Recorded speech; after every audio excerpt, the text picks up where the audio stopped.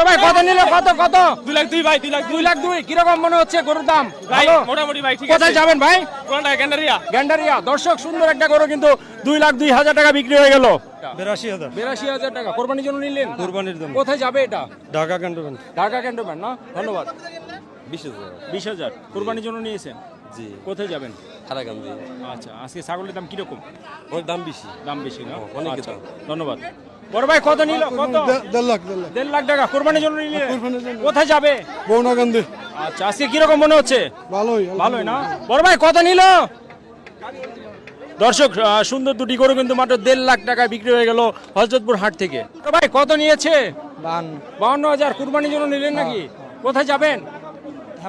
হেমায়তপুর। গরু কিনে খুশি? ধন্যবাদ।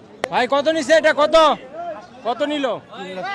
3,30,000 একটা নাকি দুটা? কত নিল এটা? এক পাঁচ। কোথায় যাবে এটা?